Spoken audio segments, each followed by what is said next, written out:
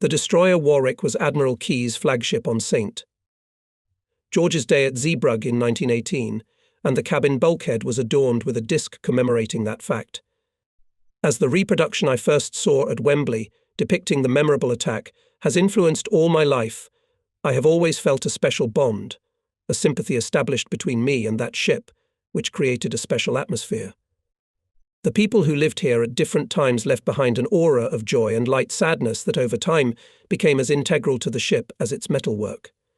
The atmosphere on the Warick was so serenely joyful that it was even surprising, and it was felt by any person who had barely stepped on its deck.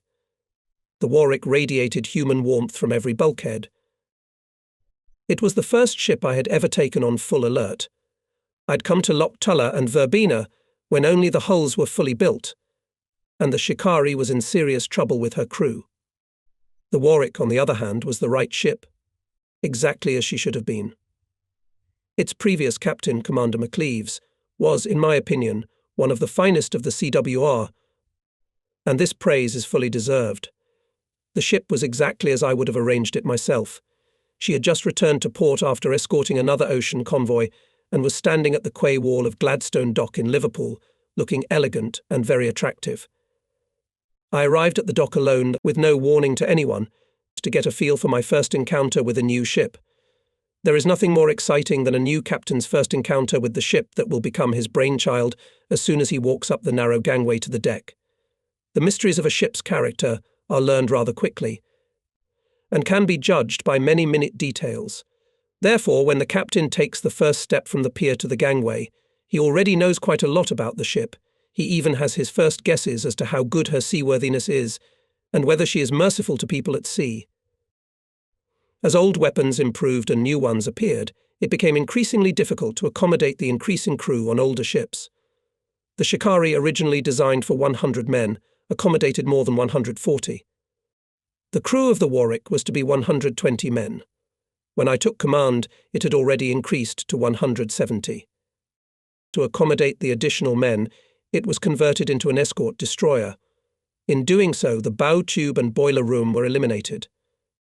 In the lower part of the vacated space placed additional fuel tanks, which allowed to increase its autonomy, and above them built a new living deck for boiler machinists. To make room on the tank, the galley was moved outside and placed where the bow tube had been. This conversion reduced the destroyer's speed from 30 knots to 25 knots, and she would indeed have made an excellent escort ship had her hull not leaked in many places due to her advanced old age. Some people think that small leaks cannot cause much trouble, because the incoming water is easily pumped out. But there are fuel tanks in the bottom of the ship, and water getting into them spoils the fuel. After the Shikari, my new ship seemed huge.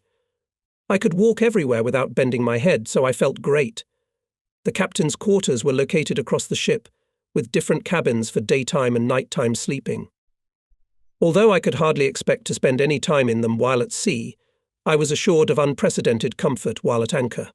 My sea cabin was also surprisingly comfortable, and was close to the captain's bridge, which I could get to very quickly if necessary.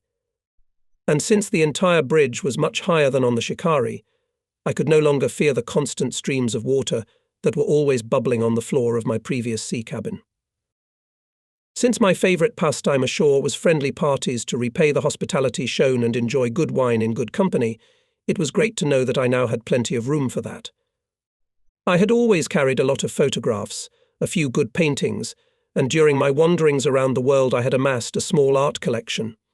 My greatest pride was a collection of old Arabian and Persian horse bridles, which I had collected while travelling to the northwestern frontier of India. To the no-nonsense astonishment of my guides, I visited all the bazaars in small towns where no Europeans had been seen for years, in search of these trophies. Why does a Sahib commander pay 4 rupees for this old stuff when he can buy a new one for 3 rupees? The guides always asked me, and my rantings about the exquisite work of the old masters and the fact that my purchase was at least 200 years old did not satisfy anyone. I believed that the war should not prevent people from decorating their everyday life, so in my cabin there were always fresh flowers in large, beautiful vases. I was very proud of the furnishings of my cabin, and even after all my belongings perished with the ship, I did not regret taking them with me. Of course, there were officers who believed that in time of war the most proper principle of life should be Spartan simplicity. But personally, I could never understand why I would deliberately deprive myself of comforts if I could not, and I did not believe that stoicism could increase combat effectiveness. Besides, I realized long ago that if I try to make my cabin a real home, the crew realizes that I consider the ship my home. A ship is a strange place, and sailors are strange creatures. They are strictly forbidden to bring alcohol on board or to invite women on board, except on special occasions. However, sailors love it when their officers throw parties, at least as long as they don't go overboard. At heart, the vast majority of sailors are men of strict rules. If they see that everything is going well and the officers are having a good time, they are relaxed. If the entertainment goes too far, there's bound to be trouble. And if you don't invite any friends aboard at all and live a hermit's life, the sailors immediately suspect any unnatural inclinations and suffer for it. They want you to behave at home among friends. Commander I. McLeaves, a recipient of the Distinguished Service Cross and Distinguished Combat Service Cross, was one of the first unit commanders. He progressed, as I did, from group commander, then became a corvette commander, and from there came to the Warick. Of the first group and unit commanders in the Western Ocean, there were now only two left, Commander Wemyss, who had served on the Wild Goose, and myself. I found that the Warick was due for another overhaul and was just awaiting word on which dry dock to follow. A day or two later the order came to go to Grimsby. At the same time I was summoned by the Chief of Staff. He said that the tactical school had put forward a new theory that there should be two senior officers in each group. One would be on the bridge of the ship, the leader of the group, and the other would do the laying up. He wanted me, having placed the Warick in dock, to join Commander R.K. Boyle, go to sea with him on the destroyer Havelock, and make the voyage to Newfoundland and back. Afterward he desired a report from both of us as to how the idea would work in practice. Commander Boyle was the senior officer of my B5 group, but since the Warick had gone for repairs, we had not yet had occasion to meet. On paper, the idea seemed reasonable, but I figured that both Boyle and I would need the utmost self-control to avoid conflict. However, the idea could only be tested by experience, so I agreed. Leaving the Warick at the dock, I crossed the whole of England and boarded the destroyer Havelock. Within an hour of my arrival, we were already out to sea. As I had feared, the proposed scheme proved totally unworkable.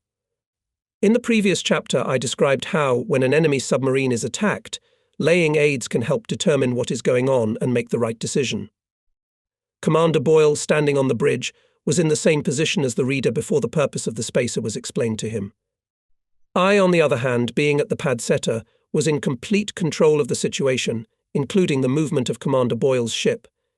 Even a saint could not bear to have his ship driven by someone else, and the chief officer of a group of ships is certainly no saint. Besides, we were polar opposites in temperament. Boyle was slow, neat, and boringly pedantic. Everything he did was deliberate and carefully considered. He was also incredibly clean, and somehow militantly neat. I, on the other hand, am rather impulsive, usually acting impulsively, impetuously, sometimes carelessly, and certainly no one in the world would dare to call me overly neat. We couldn't agree on every little thing, and there were even disputes over such things as the choice of sherry. One thing we agreed on was that the idea of dual management was the craziest idea we had ever tried. The fact that it didn't come to hand combat was a credit to our upbringing and the discipline instilled during our years of service. Staying on different ships, we would treat each other with deep respect and make a great team. He was my senior officer, and I was obliged to follow his orders. In general, we both learned only one thing from this unfortunate experience together: he who controls the movement of the ship commands the battle.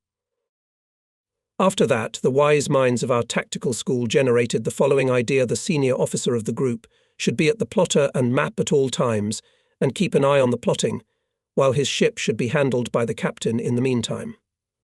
This solution was somewhat better than the scheme originally proposed, which Boyle and I flatly rejected, but still far from ideal. Our ships are not large enough to have room for both a senior officer and a captain.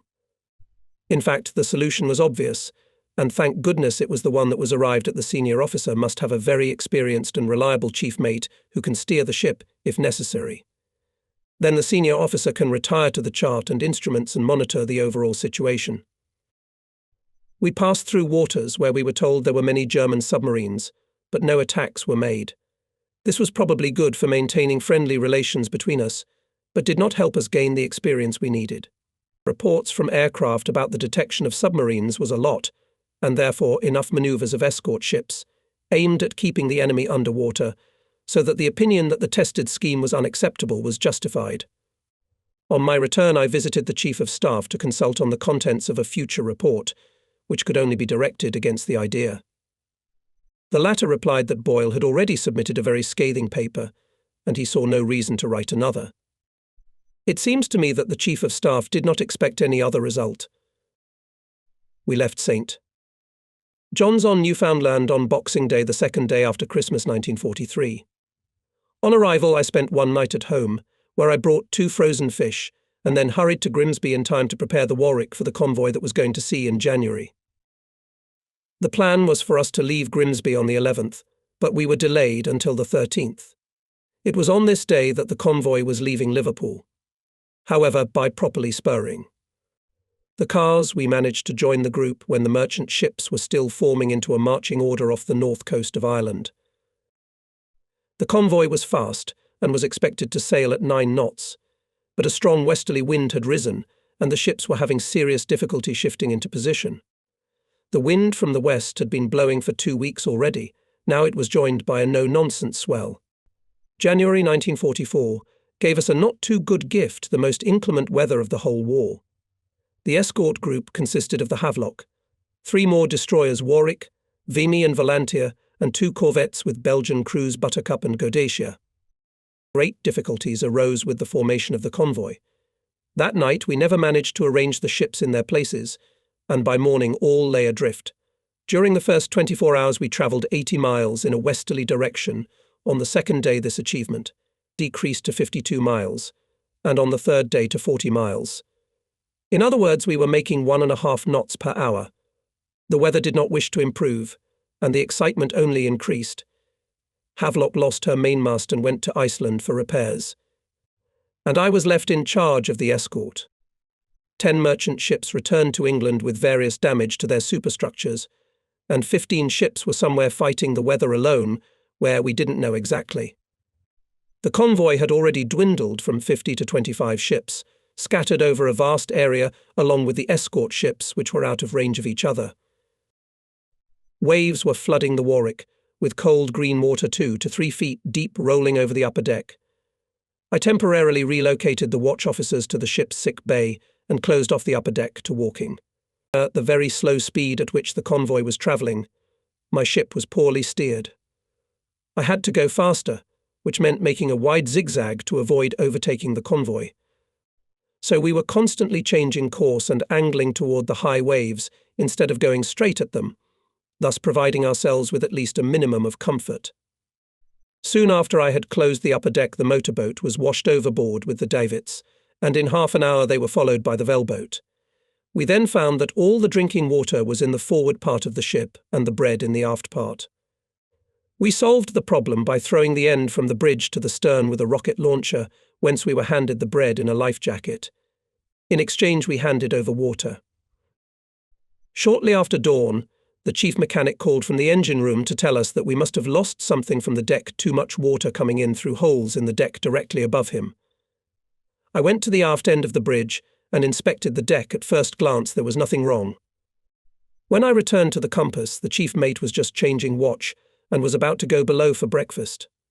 I said, "Number 1, the chief thinks we've got something washed off the deck aft from the pipe. There's water pouring into the engine room. I looked from here, but didn't see anything unusual. If you don't mind, see for yourself what he's thinking up." I watched carefully as the leather-clad figure moved cautiously along the deck toward the stern. Soon it disappeared from view behind the sonar room. A few minutes later the figure reappeared. The XO was clearly agitated and moving much less cautiously. Trying to shout over the wind, he shouted, "The 3-inch is gone," along with the platform. And so it goes. The 3-inch gun went overboard with the platform on which it was mounted, without even bending the rail to show exactly where it happened. This morning went our 5th day at sea. Weather damage was reported from the Vimy and Valentia. By this time the number of convoy ships was down to 20, so I ordered the destroyers to return to England. The 2 corvettes were much better suited to such conditions than the destroyers and were fairly easy to manoeuvre, so I sent them out to count how many babies were left in the cradle, and at the same time to see if the escort tanker was still with us. 1 corvette reported 20 ships, the other 21. But unfortunately there was no tanker. We had no fuel to cross the Atlantic without refueling, so the problem seemed extremely serious. The coming night was even worse than the previous ones, if such a thing was even possible, and in the morning we found only 8 merchant ships in sight. I sent a radiogram to the commander. The convoy has been scattered by the incessant storm. Only 8 vessels remain with me. The Warick will need repairs in dry dock when we return to port. All fuel tanks are leaking. German submarines cannot operate in this weather. I request permission to return. Toward evening, I received a one-word reply. Approve. Calling 2 corvettes to us, we turned our ship's stern to the wind, and with engine speeds corresponding to 7 knots, headed for home at an actual speed of 10 knots. The Belgians made a fine display of themselves. There may have been an odour on their accommodation decks, unaccustomed to our Anglo-Saxon noses, but the crews acted very coherently and, most importantly, diligently. The land reader may think that such a thing is possible, but in fact an ocean-going ship cannot go faster than the waves. A large wave travels at 45 knots, which is more than the speed of any ship. Even if you go close to that speed, the propellers will pull the stern down rather than lifting it at all, and the catching up waves will flood the deck. We were now able to open the motion on the upper deck. The ship was moving without much difficulty, but when the giant waves came from the stern and passed under us, the hull flexed so much that the steering rods between the wheelhouse and the steering gear kept getting stuck. The sturdy watertight bulkheads between the engine room and boiler room cracked and burst like cookie tins. The rumbling could be heard even on the upper deck. After dinner I stood on the bridge for a long time, gazing into the distance. The sea seemed to have gone completely mad. From the stern we were being overtaken by gigantic shafts of water, topped by foamy caps 5 or 6 feet high. The stern would surge upward, the bow would dive downward. The wave would pass under us, and the same thing would happen. Only in reverse the stern would sink and the bow would scoot upward. The stern would sink until, looking back, the next wave seemed at least twice its actual size. And it must be admitted that its true height was also daunting. For the first time in my life I clearly felt that the wind in the hollow between the waves was perceptibly weaker than at the crest. Our little boat was bravely tipping her tail, as if in mockery of the fury of the elements. A thrilling sight. I watched it for quite a while, but suddenly I felt something had changed. The sky to the northwest of us suddenly became unbelievably black, but even in the thickening inky darkness, the surface of the water was clearly visible. Compared to the new, unearthly blackness, the water seemed strangely light, and the ship darkened sharply against it. As I pondered what it all meant, I noticed an approaching squall. It was about a mile away and approaching from the northwest at about 80 miles per hour. I had read a lot about sailing vessels caught in squalls and knew, at least from the literature, how it could end. A squall catches up with a sailboat, engulfs it and takes down all the masts as it brings with it a wind that suddenly changes direction by 45 to 90 degrees. I've seen small squalls before, but they didn't even closely resemble what was in front of us now. It was marked by a single wave adorned with a frothy crest, as high and fierce as the ones that were coming at us from the west. After a few seconds, I realized that this new wave would meet one of the old ones just astern of us. Holding my breath, I waited. The stern began to rise up, it scooted higher and higher, and then out of the wind the ship now resembled a small dinghy being tossed onto the open shore. It turned and took the foaming wall of water on board. I felt it turn and realized the helmsman had lost control. I rushed down the storm ladder to the wheelhouse deck. The ship had turned. For several heartbreaking seconds I struggled with the door, which would not open. I later learned that water had rushed onto the living decks, and our old boatswain, an exceptionally God-fearing individual, had nearly drowned in the cloister. I stood up to my neck in the water, he reported later, and swore at myself. I didn't expect such blasphemy myself, sir. I managed the door and saw a derelict helm in the middle of the deckhouse. In the far corner could be seen some sort of shapeless heap with arms and legs sticking out of it. It turned out to be the helmsman and messenger. I rushed to the machine telegraph, not at all due to good athletic form, but by sheer chance I managed to hold on with the toe of one foot and the toes of my hand. I called out, ordering full reverse to the right engine and stop machine to the left. At this time there was a cry of man overboard, but there was nothing I could do. It was my duty to take care of the ship. I felt it vibrate. The starboard engine started to reverse. Thank God. The ship was levelling off. The compass bowl returned to its place in the nactos. The compass card shifted and began a slow circular motion. The ship was turning east. It rocked violently once more, making my stomach make a quick run to my throat, and moved briskly forward. I picked up the helm and called the engine room, ordering it to give 70 RPM to both engines. Wheelhouse to bridge, I shouted into the voice tube. Bridge. I'm here, Mac. At the helm. Thank God, sir. We were afraid it was you who'd fallen overboard. I'll stay here for now. What happens to the man overboard? I don't know exactly who it is, but one of ours fell in. I'm sorry, but I'm not taking any chances. Even if people don't understand me. You can't sacrifice everyone for one. And besides, we can't find him now. I'll be at the helm until the sea returns to normal. I steered the ship all night. She steadied her course. At dawn the wind began to die down, or at least the first signs of it. A helmsman I could trust showed up for the noon watch. I gave him the watch and went to breakfast. As I feared, the men were grumbling. I sent for the helmsman. He was a fine man, and really disliked having to say unpleasant things to me. Finally, he said that the people were very sad about the death of a comrade. In their opinion, I was to go back and start a search. I wrote a note and ordered the helmsman to pin it on the bulletin board.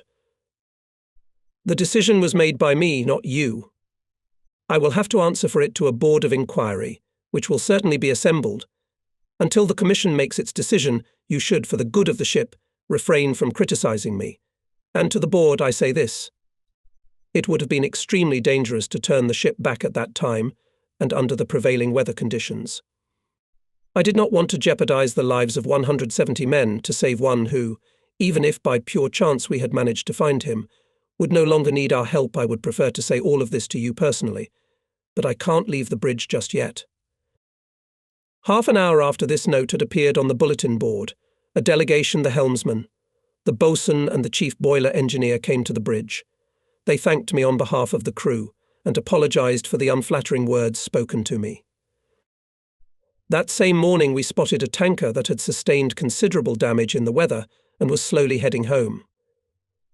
Before the storm it had also been torpedoed. The sailors could not repair the damage on their own. The ship's hull had already begun to break in half. We called a tugboat by radio and stayed by the side until we met a tugboat near Barra Head, to which we handed over the unfortunate cripple. Half an hour later the tanker broke in half and sank. The crew were rescued by a tugboat. We came to Londonderry and from there to Ardrossan to dry dock. On January 12th we left the dock, and on January 22nd we returned again. The storm had taken its toll on the B-5 ships. All 4 destroyers were badly damaged, and the older ones required serious repairs. Only 2 corvettes remained in seaworthy condition. Leaving the ship at the dock, I hurried to Liverpool to see the Admiral. I'm afraid the old destroyers are no longer in condition to stay in the Western Ocean, he said, and added I have new escort ships coming from the United States. Yes, and I've been asked to send some destroyers to Plymouth.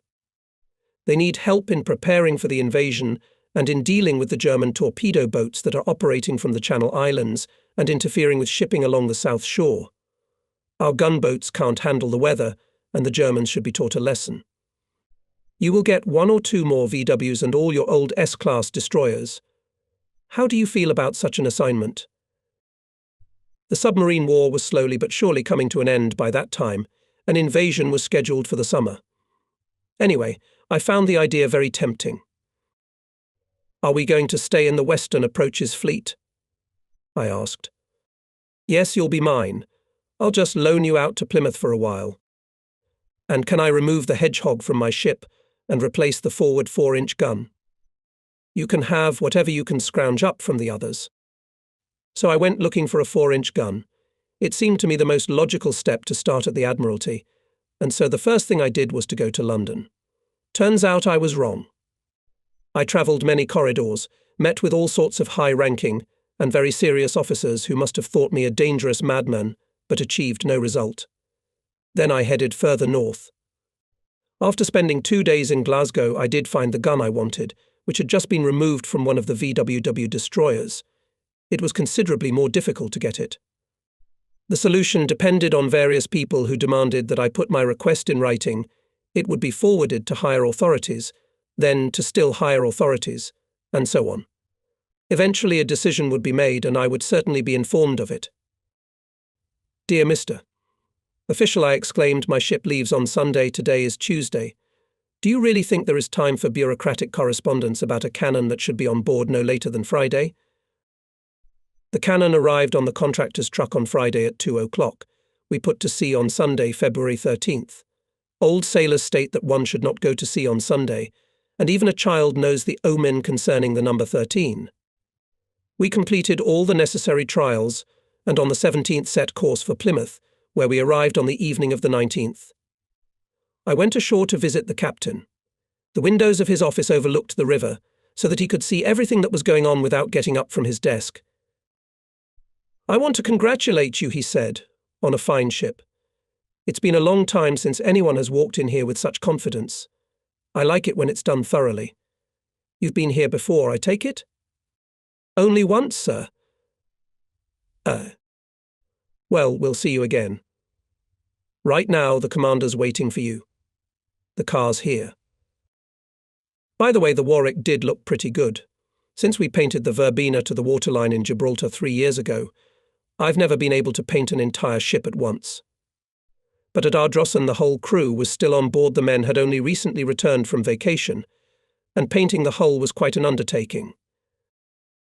The Admiral ordered to take the Scimitar and intercept a German submarine expected to appear west of Cornwall. I said that our Aztec was not behaving too well, so the anti-submarine staff officer, Commander J. W. Heath, received urgent orders to go to sea with us and take care of the stroppy device. That same night we rounded Land's End and began patrolling. We had another S-class destroyer with us. This kind of warfare was new to us. Long convoys of convoys passed us by, fishing boats of all types and sizes were snooping around. Our radar screen reflected the echo of small ships, and a German submarine, led by a determined captain, could well pass where she needed to go, unnoticed. The morning found us in the same area. Patrolling continued. It was a clear, cloudless, sunny morning, but very cold. For an hour we practiced firing on radar readings. If we were to hunt for torpedo boats, we would have to rely mainly on radar, rather than Aztec. It would now be our main tool. At noon I sent for the chief mechanic and chief mate and expressed my displeasure at the condition of the boiler machinist's living quarters. I also sent a message to my own ship's Aztec operator and to Commander Heath, expressing my dissatisfaction with the Aztec and requesting that action be taken. All these officers had gathered in the wardroom before lunch, and I had, without realizing it myself, saved their lives by gathering everyone in the forward area. The anti-submarine officer who had taken over the Aztec called and said he would like to shut down the rig for half an hour. I agreed to do so. I then proceeded to discuss with the XO and XO the problems associated with the living quarters. Suddenly the sky erupted in flames and the ship shook violently. Then the flames disappeared and, as far as I could tell, everything around remained strangely the same as it had been before the strange phenomenon.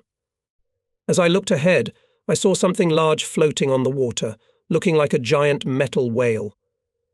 As I stared at the strange object in bewilderment, it swayed and turned slightly. It had our number written on it. I was stunned. There was no way that could have happened.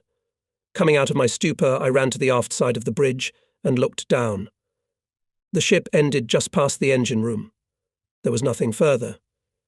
What I saw ahead was the stern of our own ship. The chief mate was already down below organising the fire crews. He saw me and asked, "Are you going to abandon ship, sir?" "Hell no, number one.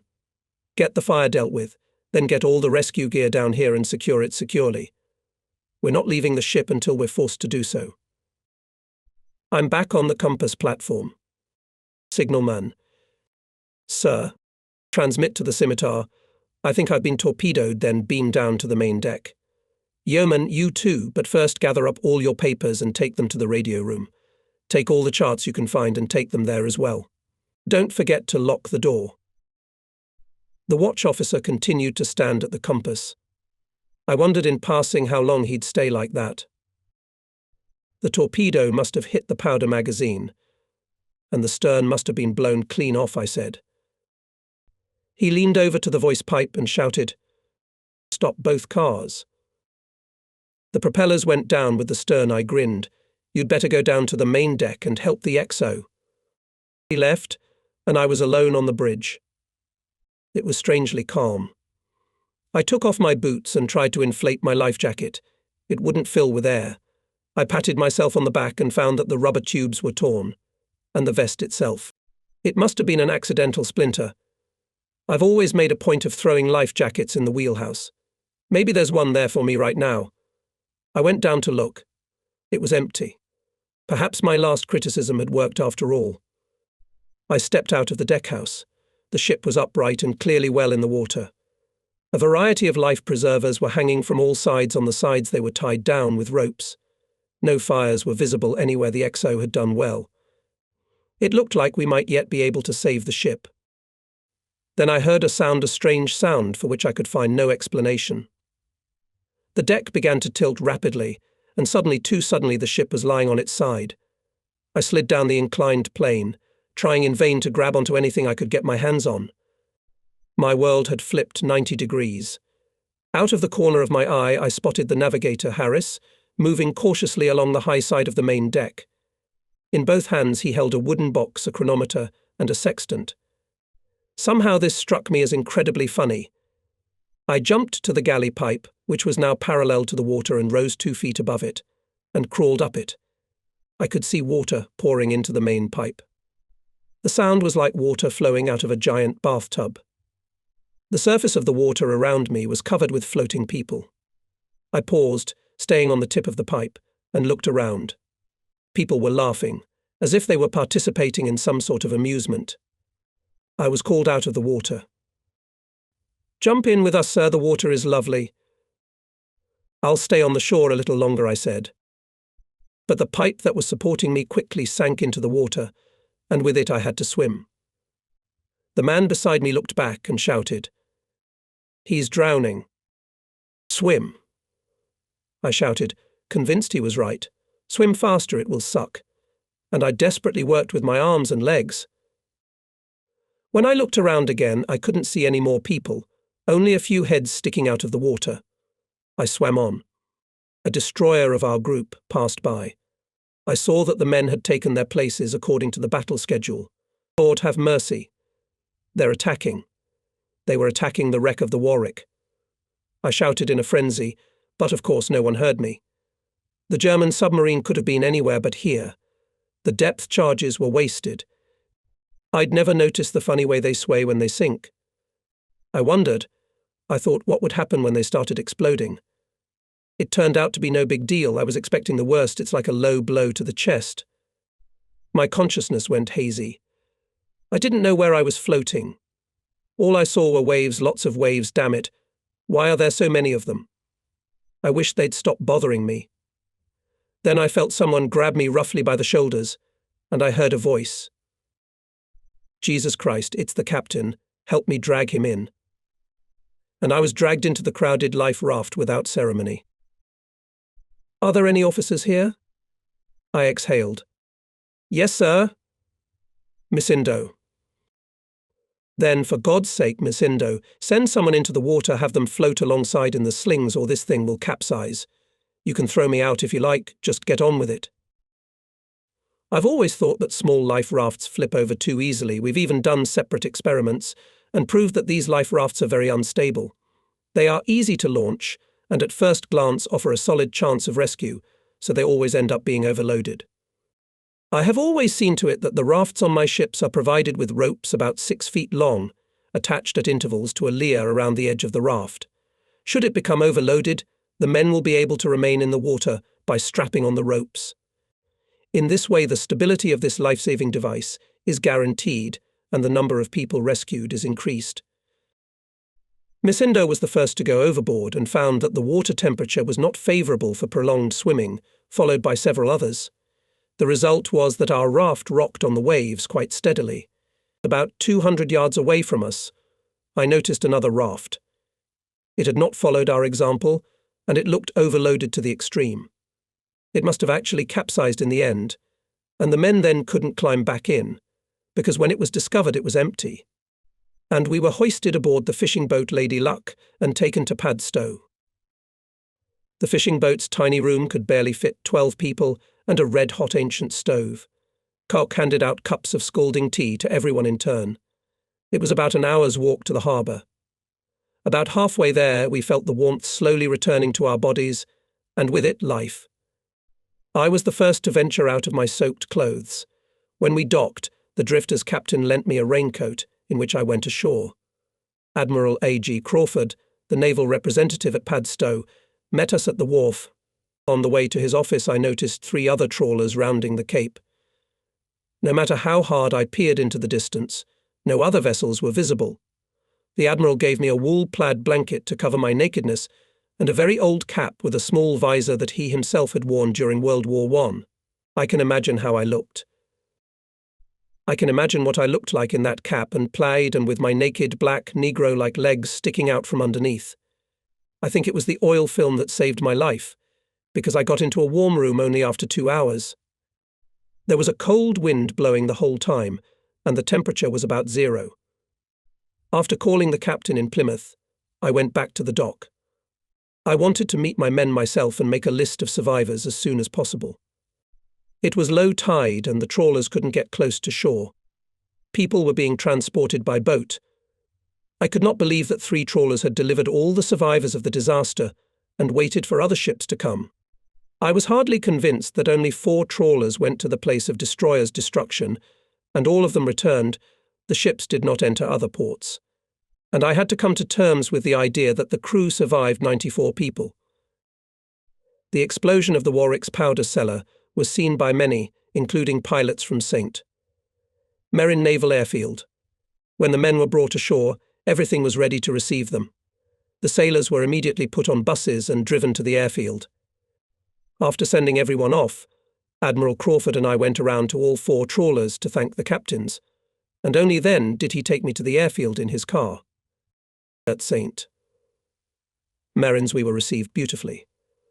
The first thing they did was to help me wash the dried oil film off my body. We tried everything: soap, technical detergents, and even high-octane gasoline. The latter did the best job, but caused extremely unpleasant sensations when it got on the delicate parts of the body.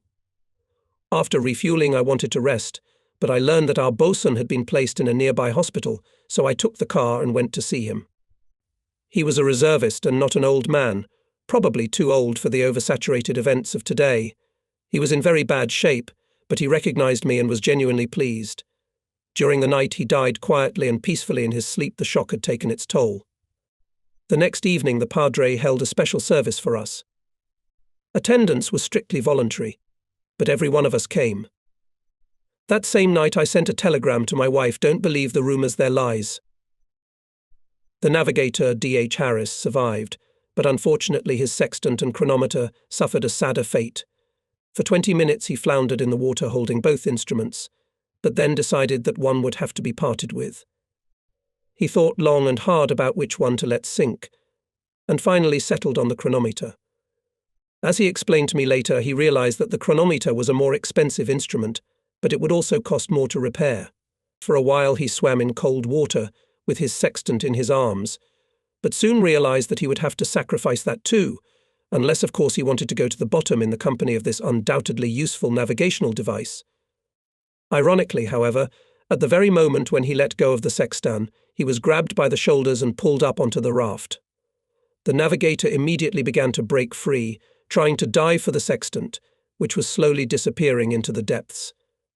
The sailor, who tried to save him, decided that the victim had gone crazy and knocked him out so that he would not interfere with saving himself. The next day we were taken to Plymouth by bus. Amazingly, the men retained their team spirit. Discipline was maintained at the highest level, people sang all the way, and their songs were not dull at all. The repertoire included Widdicombe Fair, Jolly Ploughman and many other folk songs that I heard for the first time. Usually people behave this way on their way to a picnic or outing. Most likely, though, there was something else behind the outward cheerfulness. It seemed to me that there was a kind of unbreakable bond between them, the way people are united by the hardships they have experienced together. As we drove along the sunlit roads of Cornwall, I thought, I feel sorry for the Germans. Personally, I would never want to fight against people like that. As we disembarked from the bus in the square in front of Davenport Crew, we were still the crew of the Warick. Sailors often look to their officers for help, and the occasions are varied. I remember one reservist who had a shoe size so small that there was nothing even close to that in the Davenport Crew depots. We called the women's auxiliary superintendent, and within half an hour we had the right pair of shoes. In the captain's cabin of His Majesty's ship Glasgow, a board of inquiry met. It was customary to do so in such cases to make sure that all precautions had been taken, to check the observance of discipline by officers and sailors. As a matter of fact, there was only one doubt: could we have blown ourselves up in our own minefield? Fortunately, Harris memorized the bearing he took a few minutes before the explosion to determine the location of the ship, and all doubts were eliminated. Oh, and the German radio reported the sinking of the destroyer. Apparently, the submarine we were looking for fired an acoustic torpedo at us, which hit the stern near the propellers and exploded the powder cellar. Warick might have stayed afloat if the aft bulkhead of the engine room had held. When the chairman of the committee reported that he was clear and no further testimony was required, we were given freedom to go on leave. That evening we assembled for the last time as members of the Warick's crew. A smiling helmsman came up to me. "I have 23 requests here, sir," he said, and showed me a small stack of papers. Requests, helmsman. I don't think that's for me right now. Even if I had the time, I don't have the authority to do it. What do they want? They all want to get on your next ship, sir. Of course, I couldn't honour my men's request at that moment, but the memory of it warmed me on the way home, and the very next day I went to Liverpool to see the Admiral. When I entered, he stood up. "I'm very sorry, Rayner." "So am I, sir. Will you give me another ship?" "Of course, if that's what you want. But I thought you could work ashore for a while. You've been at sea so long." "If you trust me, sir, please give me another ship." "Of course." He sat down and pointed me to another chair. "By losing a ship, you have gained experience that could prove invaluable, and you will become an even better commander. You can go to America and take one of the captain-class frigates. Work up what you need to do in Bermuda, and try to get a good night's rest while you're there." "A captain-class frigate." There was obvious horror in my voice. "Why not?" "They're fine ships." "But I don't want to walk the Atlantic with a USA branded on my ass." He looked at me carefully, his eyes, usually light and very bright, darkened when he really thought about it. "What is it you want?" "A destroyer with 2 tubes. For God's sake, Rayner. I've only got 4 of those left, and there's a line of career sailors for them all the time." "Anything that can sink German submarines will do, sir, but the twin-tube destroyers are my favourite." I told the Admiral everything I thought and went home with a sense of accomplishment. No sooner had I crossed the threshold than the telephone rang. I immediately sensed that it was the commander's office calling and picked up the receiver. The first thing I heard was the voice of the telephone operator. "The Admiral's secretary will be speaking to you." Then another voice came through the phone. "Rayner?" "Yes." "Can you be in Trun tomorrow evening?" I had to think fast. "If we're talking about 2 pipes, yes." "But you realise," his voice warmed a little, "that you'll have to give up your vacation." "As I understand it, the ship is still docked. so I'm taking my wife with me." "Then I can tell the Admiral you're taking it?" "You can tell the Admiral for me personally that he doesn't have to ask such questions." "Very well. Then you're in command of the Highlander. The message will be relayed to the ship, and you'll receive confirmation as usual. Good luck to you." The following evening, I stood on the dock at Troon. In front of me was my most cherished dream come true. Not a World War I rarity, but a powerful modern destroyer built in 1940. There are only 3 of them left: the Highlander, the Havelock and the Hesperus. The Harvester had been sunk by a German submarine 2 months earlier. Ah, what ships they were! At the beginning of the war, 9 such ships were launched for our Navy, and 6 more units, slightly modified, were being built for delivery to the Brazilian government. The latter never made it to Brazil and remained in the British fleet. The Highlander was one of the 6. They had a slightly higher overall height than the other ships of the same series, because the Brazilians insisted on installing powerful fans in the living quarters. It was the most beautiful warship I had ever seen. Highlander was the lead ship of 6, and her cabins were fitted up, perhaps, in my opinion, somewhat old-fashioned but very handsomely. The captain's cabin, where he spent his time during the day, measured 15 by 18 feet and was finished with stunning mahogany panelling. There was also a greenish-tiled bathroom and toilet, all for his personal use. There was a separate sleeping area with a large and very comfortable bed. Apparently, things were not bad in the Brazilian Navy, being the lead ship Highlander. Had a separate tableware for the captain, personally a white porcelain set with a thin gold rim on the edges of plates, cups and saucers. At sea, I was also to feel much more comfortable than before. In the sea cabin, besides the bunk I could easily put a chair, there was also some kind of a low coffee table and a chest of drawers. It may seem strange to some that I am describing in such detail items designed to create comfort, but I don't know many Spartans who would treat such an abundance of amenities with complete indifference. By the way, I didn't bring my wife with me. Even before I left, I found out that the ship would not be ready until 3 weeks later, so we decided that I would go by myself first, and she would join me a little later, when I was settled. At first I was puzzled as to why I had been ordered to report to Troon so urgently if the ship was due for a long overhaul. The first thing the watch officer told me was that the new chief mate had come on board half an hour ago, and that the new chief mechanic was expected any minute. So that was the thing. All the new people came on board, and we were given time to get to know each other and get used to each other. I often wondered how much Max Horton knew about the affairs of each individual ship in his group. The Admiral's personal assistant once said Max knows everything. Sometimes I believed that was true, even when it came to such trivial matters as the Admiral was not supposed to worry about. And what could be considered a trifle anyway? A tiny cog in a small gear, when broken, can disable a large machine. It's the same in the Navy. And it was the Admiral's job to make sure the machine never stopped. I was escorted to my quarters, and I immediately saw the senior aide unpacking in the next cabin. He came in, introduced himself, and together we took a detour around the ship. It didn't take me long to realize I was very lucky to have a senior mate, Lieutenant H. E.G. Atkins. Some people, like ships, have an ambivalent, uncertain feeling, and it takes time to understand them, even if you have to communicate with them closely enough.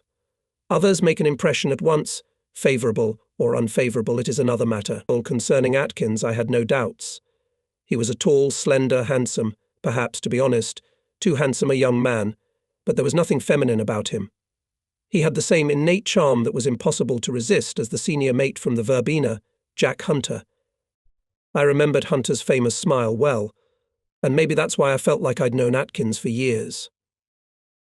I think we both fell in love with the ship as soon as we saw it, and yet, back in my cabin, we both felt uneasy. The atmosphere here made us uneasy. On the way we stopped 2 or 3 sailors to ask a few questions, and were unpleasantly surprised at the total lack of interest in our personalities. It was strange after all. We were both supposed to be not the last people for them for at least a few months. I was still pondering what this meant, and whether it was worth drawing Atkins' attention to it, when there was a loud knock at the door. After my invitation to enter, a tall and not-so-young senior mechanic appeared in the cabin. Chiff moved slowly and cautiously, for he was very large and seemed clumsy. On first meeting him, I had only gotten a glimpse of the man's outward appearance. Garner was slow in his movements and not much of a talker. If he had been a Scotchman, he would have been called stern and sullen. But we soon learned that these words were the least appropriate to the character of the chief. He turned out to be a pleasant man in every respect, and the more our friendship grew, the more sympathy I felt for him. I note at once that I always use the word friendship very carefully and selectively. The three of us, of course, were united by our love for the Highlander, but at the same time we had a real strong male friendship. Chiff was a good 20 years older than the vast majority of the officers of the Highlander. He had joined the Navy 30 years ago as a green youth, and had retired before the outbreak of war. As he told us, the forthcoming voyage on the Gauze was to be his first after his return to service. Very soon I realized that he was a true sailor at heart. I would never have been able to drive a 2,000-ton ship in a manner that might well have been considered reckless if someone else had been in charge of the machinery. At sea, he always wore white overalls so clean, so spotless, that we often wondered how many times a day he changed his clothes, and how many boiler machinists had been converted into laundresses. Even when we borrowed half a dozen from him to dress the choir at an amateur concert, it seemed to have no effect on the chief's closet. Entering the harbour or going to sea, I always saw a white spot at the rail behind the stern tube. This was the chief standing in his favourite spot. From there he could look through the hatch into his favourite engine room and watch me steer the ship at the same time. I don't know if anyone else had a more demanding viewer. He had served on destroyers in the Mediterranean for a long time, and no matter how well things were going, he still worried and found something to pick on. After all, there is no limit to improvement. After the mooring was completed, I would run down the gangway to the upper deck and hurry to my cabin aft. He was always in the way waiting. "Nice work, Chiff," I said, knowing that was what he was waiting for. Even a little praise meant a lot to him. "Oh, I don't know, sir. My boys are still pulling the rubber. When working backwards we should be faster." "Damn it, Chef, they backed up as soon as the telegraph rang." "Yeah, but when you're running a ship at speed, seconds can make all the difference. You see, sir, if the boys had been able to send it back a second or two sooner, and if we'd given it a little more revolutions, 180 for instance, instead of 150, then you wouldn't have had to push the ship up to the stop. We'd have been alongside the dock as it was." "Are you suggesting we use 180 turns instead of 150 for the medium forward and medium reverse commands?" "Well, we can try, sir. Thanks to you, I'll be court-martialed for putting the ship in unnecessary danger. Bring your copy of the captain's orders to my quarters, and I'll make the appropriate changes." It was he, after all, who made me run the Highlander the way a destroyer should be run. But I couldn't have done it with anyone but him. At first the chief claimed he was too old to attend officers' parties, but I think it was not age that was to blame. He was a man of very strict morals, and apparently feared that our parties would become licentious. When he realized that we were not at all going to wallow in vice, and were only seeking to have fun to relieve a little tension, he was quite easy to talk himself into changing his cabin for a comfortable chair in the wardroom, like Mr. In the wind in the willows he sat all evening like a kindly uncle indulgently watching the rambunctious children. He was a mentor and friend to each of us, a philosopher, a fine engineer, a first-class officer, and a most pleasant conversationalist. Fortunately, before I left the ship, I was able to recommend him for a promotion, which he certainly deserved, and which greatly affected his pension. As we exchanged farewell handshakes, he hesitantly said, "I am so grateful to you, Captain." "And I'm very grateful to you, Chiff, for your participation in the management of the Highlander," I replied, without a twist of the tongue. But when we first met in Troon, it was in the distant future. All I could say for sure as I crawled into my bunk late at night was that I had been lucky with the officers and the ship. The crew was still an open question. The matter turned out to be even worse. The next day we discovered that something incomprehensible was going on. The list of trespassers was impressively long, and there were 20 or more requests for permission to transfer to another ship. 3 days later, the three of us, myself, the chief mate, and the chief mechanic gathered in my quarters to decide how to proceed. "You know," I said, "I think something has happened here between the officers and sailors. They're predisposed against us, and the captains of these poor fellows have been changing every quarter lately. That said, we can hardly expect this ship to be a happy one. Let's tear up all the old stuff and start over with a clean slate."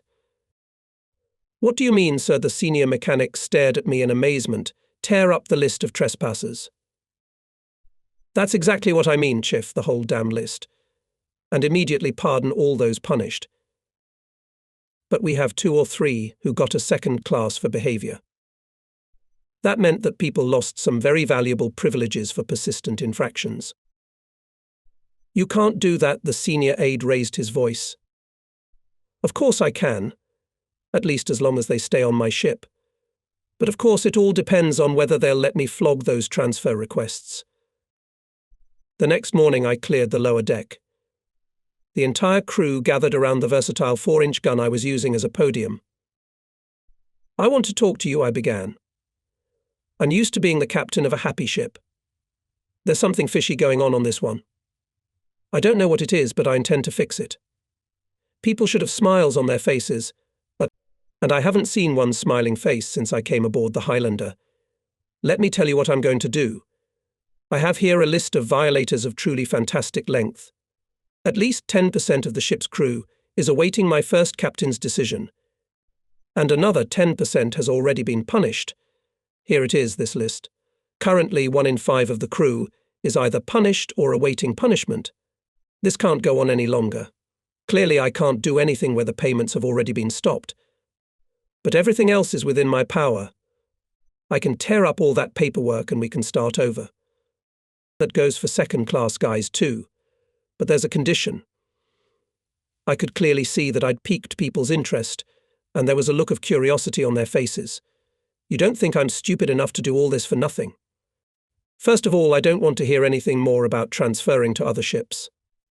There's only one way to leave the Highlander in the future, and that's promotion. As soon as we leave Troon, we'll begin training senior sailors and other specialists. I want you to make this the happiest ship in Londonderry. Now, can I tear up these papers?" I held up a stack of forms. I could see that people were puzzled.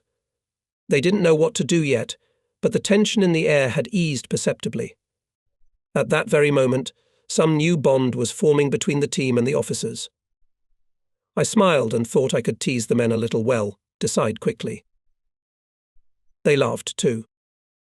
"All right, you don't have to say anything. I can see the answer. Number 1. Take these papers and put them where they belong." "No, I don't think so. You'll probably stash them somewhere. You'd better give them to the chef, and he'll burn them. It'll do some good." There was a burst of laughter, but I raised my hand for silence. "Now, before I step down from this pedestal, I want to say this: I will not tolerate 2 things.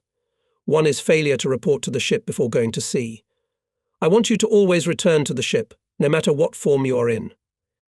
The other is neglect of duty. One more thing. You must remember that an officer's duty is to take care of his subordinates. If you have a problem, go to your officer, and he will solve it. If he can't, I will. With no trespassers on the ship, I'll have time for other things."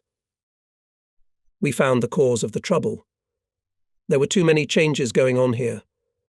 The Highlander was a senior officer's ship. It had a permanent staff, and the officers didn't have enough time to pay attention to the crew. We discovered surprising things. Some sailors had had pay mix-ups for years, and no one cared. Medals and commendations were not even a question. Promotions were also out of the question. Requests for transfers were replaced by a flood of various requests and complaints. We created a special complaints bureau and did our best to deal with everyone's problems. The number of violations came down to almost 0. Since there were no more violators, the helmsman, who also serves as the ship's policeman, had a lot of free time. We assigned him to do some amateur activities. Our ship was adopted by the city of Perth. While anchored in Troon, we sent a letter to the mayor inviting the city administration to visit the ship. On arrival, they presented us with 3 bagpipes as a gift. Apparently, this was the order of one of the previous captains who had a musical ear.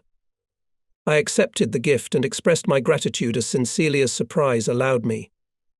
I'm afraid the high-ranking city officials did notice the consternation on my face when the giant package, it was a 4x4-foot cube, was opened on the upper deck because it was too large to bring into the wardroom. I was then asked what I would wish for the ship.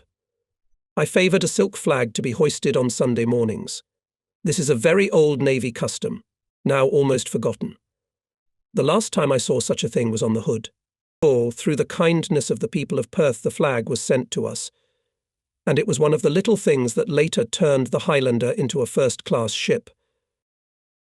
We always had problems with the musical instruments and the door to the wardroom. Its size did not allow us to bring in the instruments periodically brought on board by the officers, as they ranged from pianos to harps. In mid-March, we sailed to Tobermory to refresh our knowledge. The team was quite experienced, so we had no friction with the Tobermory nightmare and successfully navigated our way through the challenges and headed to Londonderry to join the B4 band. Since no one knew how to play the bagpipes, we decided to trust 3 sailors to stand on the searchlight platform and hold the bagpipes in the correct, we hoped, position for blowing. With the loudspeaker on, transmitting the bagpipe tunes, the picture was quite realistic. We put this to the test at Tobermory. On a warm spring evening we walked upriver to Londonderry. Boom Hall, with its lovely green lawns down to the river, was busy with the ladies' auxiliary. We saw girls sitting on the grass. As we passed them, we gave them a chance to listen to our bagpipe concert. The reception was so enthusiastic that we seriously considered doing it again.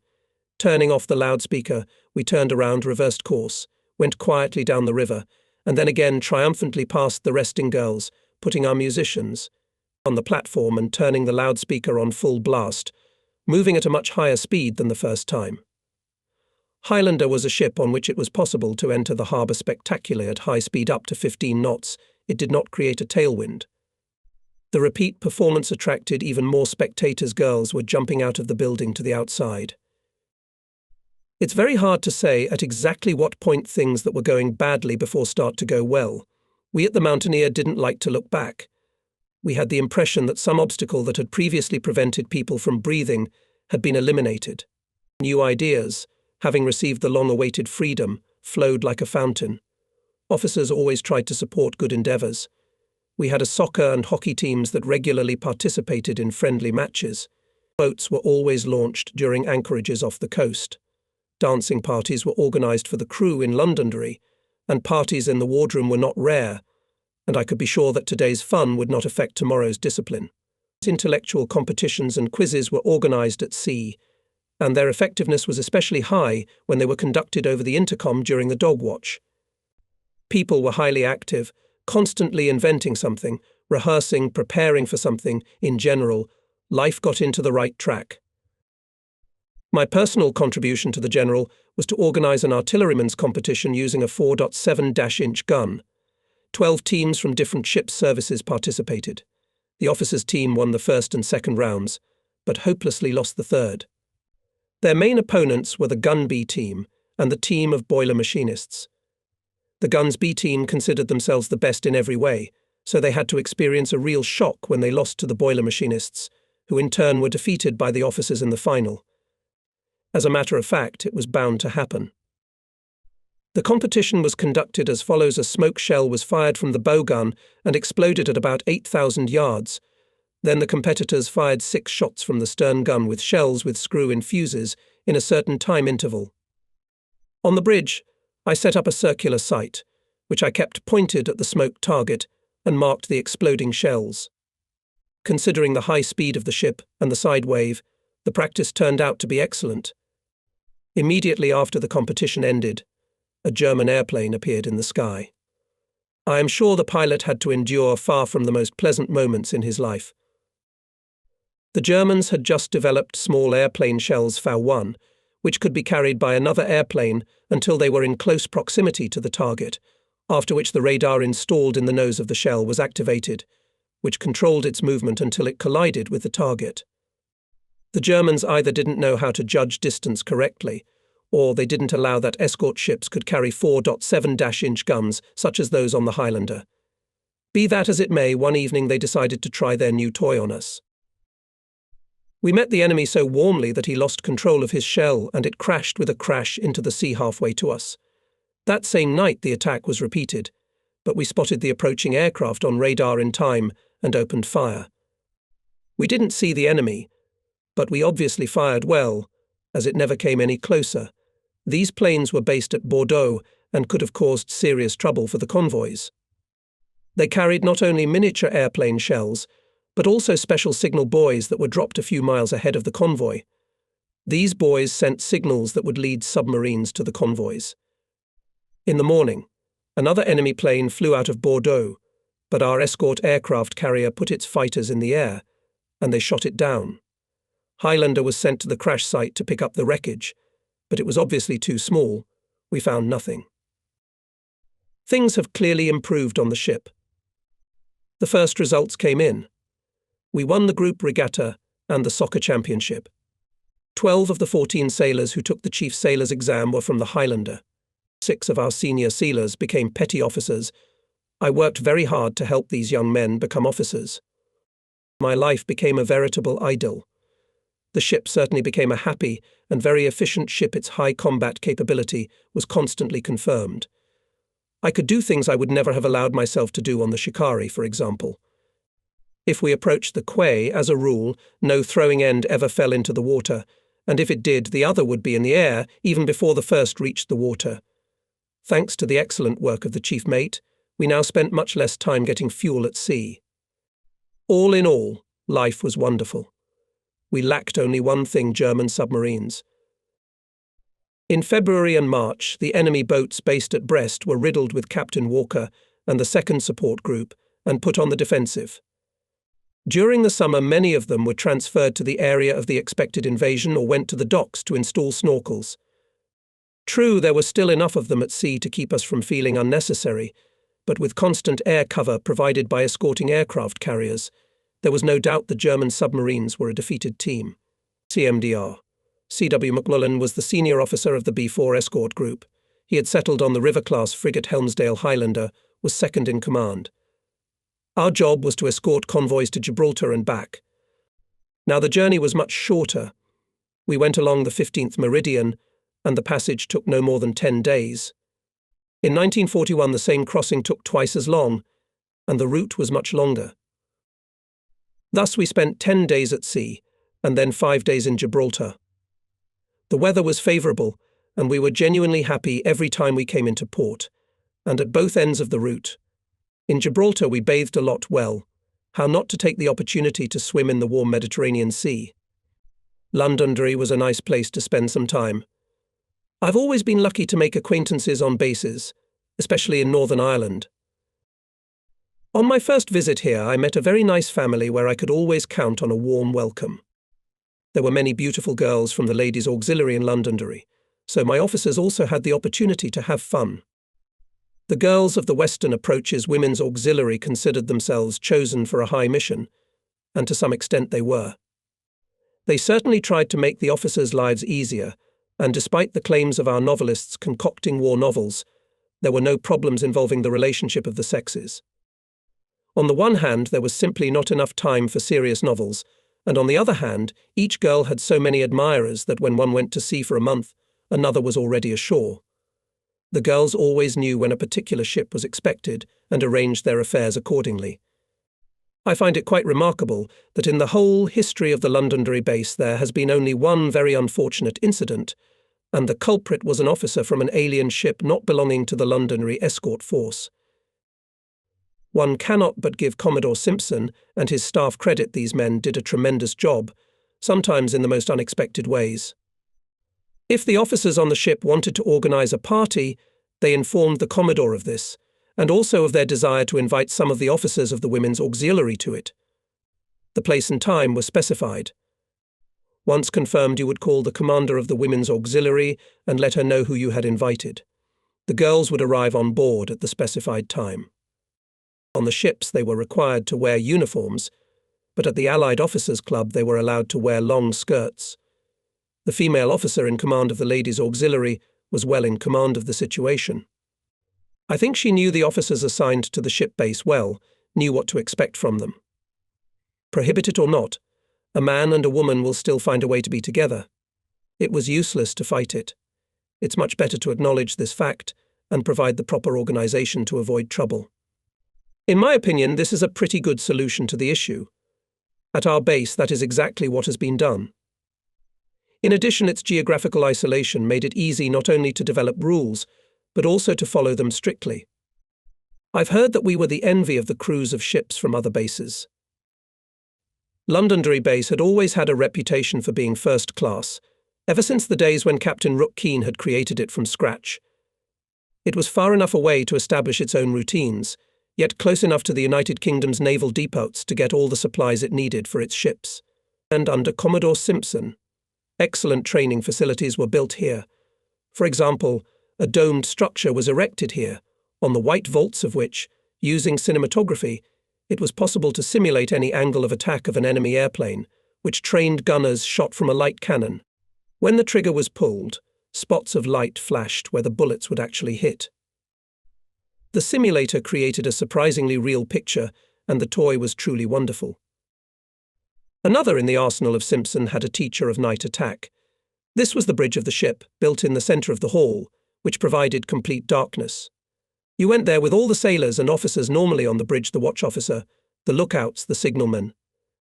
Down below was a model of the wheelhouse, where your helmsman was, and a cabin with an automatic plotter, where the navigator and his assistants worked.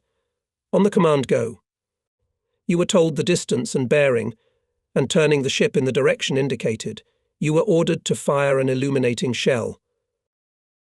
Immediately, somewhere under the bridge, magnesia powder would flash, imitating the firing of a gun, and the room would become a little brighter, and with a certain amount of luck you would see an enemy submarine surfacing. There was a camera obscura in the room. Anything that ever happened in the Western Ocean could be replayed on this simulator.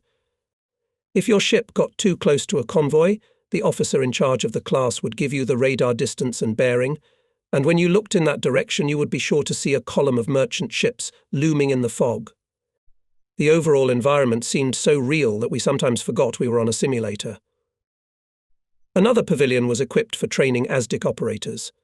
All the necessary equipment was placed here, connected to an automatic paving machine. In this way, all the realities of a real attack were reproduced.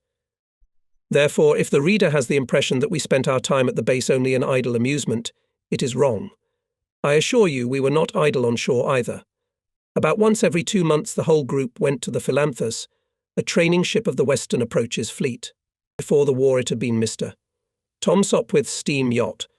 Now it was stationed at Belfast Lough, with a British submarine permanently attached to it.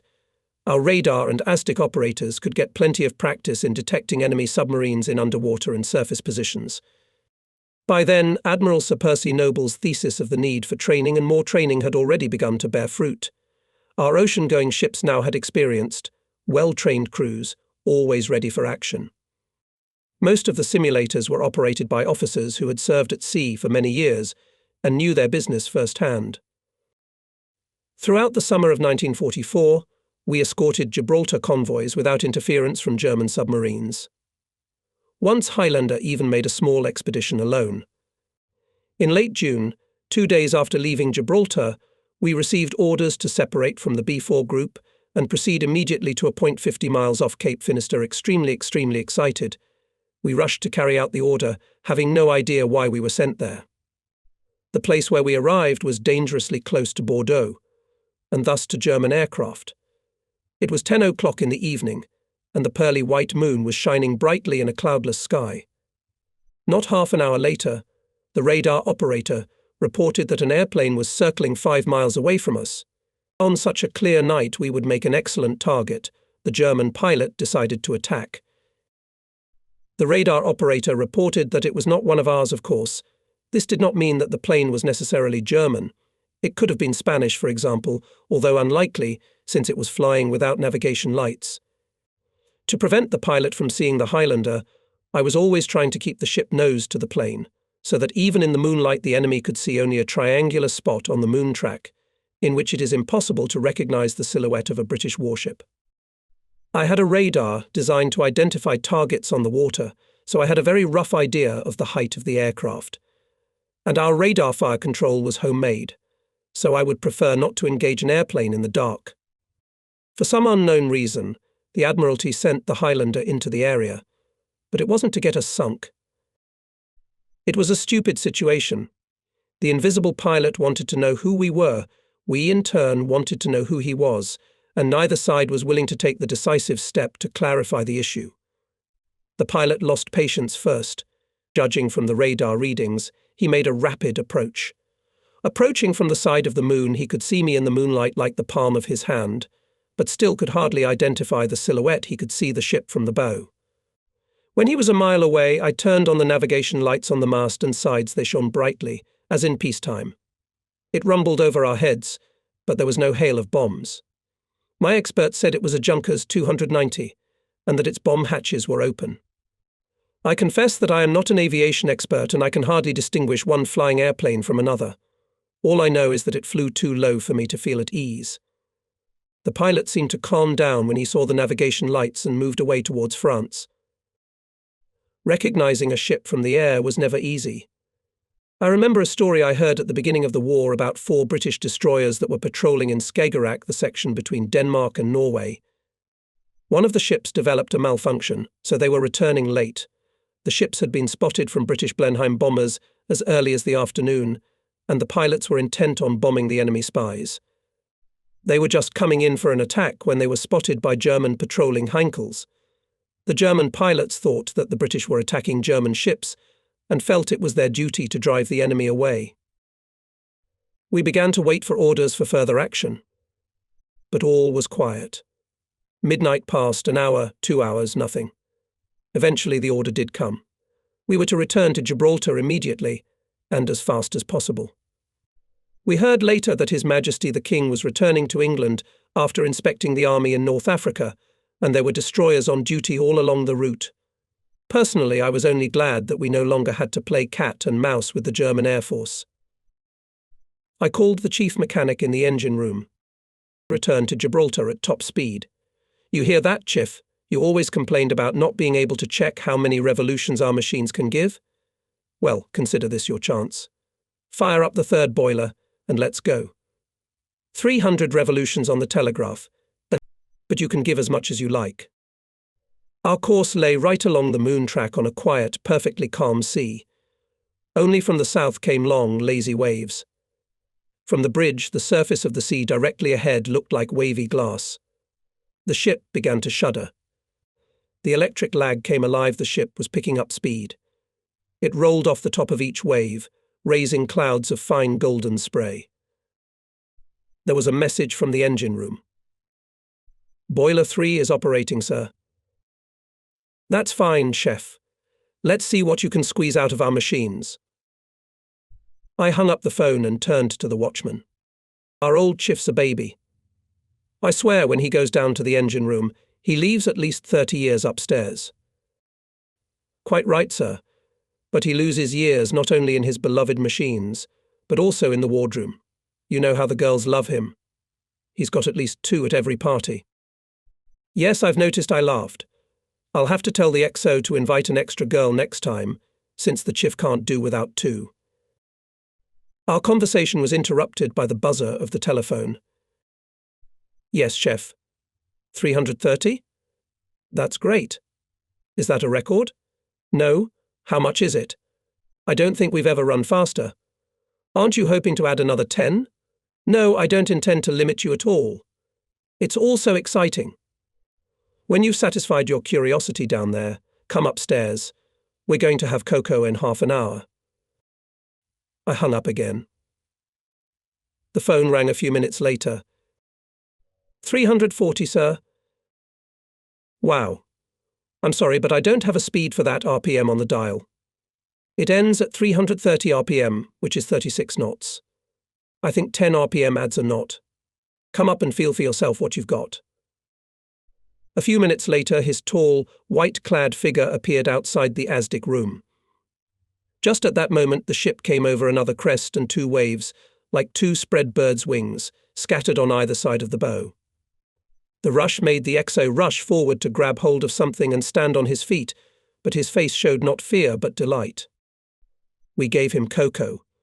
and then he hurried right back to check on his boys to see how they were handling the two roaring monsters, who were closer to him than his own children at that moment. When he had gone, I went down to the tank, took a rope from the bosun's box, and tied it around my waist. Then I made my way to the mooring winch and tied the other end of the rope tightly to a link in the anchor chain. Then I crawled on all fours until I reached the foretop. I had long dreamed of looking down at the water below me from the bow of a ship flying at full speed. I don't think I had ever seen anything so exciting and mesmerizing. Behind me, amazingly white in the moonlight, towered the destroyer. From my vantage point I could see the gun B deck, the signal deck, and the high bridge, whose sturdy panes of glass reflected the moonlight. Ahead was a golden moonlight track, and below was the sea foaming and sparkling with myriad splashes, through which the ship was rushing forward. At first the bow plunged so deeply into the water that it splashed about 12 inches from my happy face. But the very next moment the ship was rising on another wave, and I could see almost the whole of the stem to where it passed to the keel. One moment I was a foot above the sea, which was rushing toward me at 42 miles an hour, but the next moment I was flying a good 30 feet above the surface. Ooh. And the ship was bouncing nose first into another wave. A moment's pause, and the ship would rush forward again, splashing through the golden water in the moonlight. It seemed to me that one could lie like that for hours, watching the mutual movement of the ship, and the water such a sight simply could not get boring. I was at the extreme point of the ship, so to speak, at the tip of the nose, and I liked it very much. For a few minutes I watched the flock of turtles we had caught up with. Amusingly, they swam diligently following for some time, though of course they couldn't move at that speed for long. Interested in their efforts to stay close to the ship, I estimated that they could swim at 50 miles per hour, but for a maximum of 1 minute. At our 42 miles an hour they kept up for about 5 minutes, after which they still stayed well astern, so that their ability to maintain a high speed is about that of racehorses. As there was to be an examination for Chief Sailor on the first day after our arrival at Gibraltar, we were very anxious to get there in time. As we approached our destination, we saw the convoy just entering the strait, and we swept through at full speed with flying colours. We entered the harbour before anyone else. By the way, we've got a new toy. I mean the sign. I found mention of it in the books, and I knew the destroyer had to have a sign. Naturally, I immediately ordered one for use at Gibraltar and at Moville at the mouth of the Foyle River. It is true that we had a very vague idea of what to do with it, but when it arrived there was a great deal of it, far more than we expected. It wasn't until Sunday that we had a chance to sort it out. The only place we knew of in Gibraltar where it could be used was a sandy beach on the Mediterranean coast, accessed via a rather long tunnel. We could not carry the seine in our hands through the tunnel, and besides we expected that the prey would be large enough to be carried back the same way. So we decided to go around by ship, inviting officers from other ships who wanted to amuse themselves. We pulled boats from the Helmsdale and Foley in tow. We figured it would take at least 3 boats to pull the huge sign out to sea, and then back. Highlander was given official permission to go out to sea for practice, which is where we headed with the boats in tow. Having rounded the Cape, we anchored in the immediate vicinity of a luxurious sandy beach. A group of officers and a sign were ferried ashore. The first time the net was thrown unsuccessfully and pulled out empty. But the second catch was simply magnificent, several hundred glistening scales, marvellously beautiful fish, 10 laughing girls from the Women's Auxiliary Service and 3 commanders' treasurers, panting with rage. And they were caught not each individually, but all together in a pile mixed fish, treasurers and military girls. By the way, I did not know that fish scales stick so well to the body. In the end, the whole crew had a wonderful fish dinner. The officers got to spend a lovely evening with the girls, and the treasurers reported me to the commander. I wasn't punished, and why should I be? There are no rules against net fishing on the beach, and besides we had been practicing and had notified everyone we were supposed to. But I think HQ decided to blacklist the entire B4 group, because we've been having problems in Gibraltar ever since. Everything the group did turned out to be nothing more than a brazen escapade, and the more closely the headquarters people watched us, the more serious things happened. The group had an excellent team, and the large wardroom of the Gauze was always buzzing with life. There was no shortage of guests. to avoid the rapid emptying of our officers' wallets, which was inevitable with so many guests and entertainment. At my suggestion, numerous friends from other ships of the group were declared honorary members of our wardroom. This added to the work of the doctor, who acted as secretary and took care of the accounts, but our wardroom became the officers' club of B4. Subsequently, most of the raucous parties started on the Highlander, and I am guilty of that. On the way home, the chief was extremely concerned about the fresh water consumption, which, in his opinion, exceeded all reasonable limits. After leaving Gibraltar, we had to wash our white tropical uniforms, but there was no time for that on shore, so we used more water than the ship's evaporators could supply. The warning posted on the bulletin board had no effect. Then the chief came to me on the bridge. "We're in a desperate situation, sir. Fresh water will run out completely before we reach Londonderry." "How much must be saved to give you peace of mind, chef?" "The consumption must be halved, sir." Signalman. "Sir? Give me a piece of paper, please." I wrote another announcement and gave it to the chef, who, grinning, took it to the notice board. But the situation didn't change. 2 days later, during the noon watch, the assistant boatswain announced, "Cleaners to the corvette at once. Bring your buckets with you." There the chief and a group of mechanics were waiting for the assembled men. Armed with hammers and chisels, they quickly made holes in the middle of the wall of each bucket, which immediately brought the water flow rate in line with the capacity of our evaporators.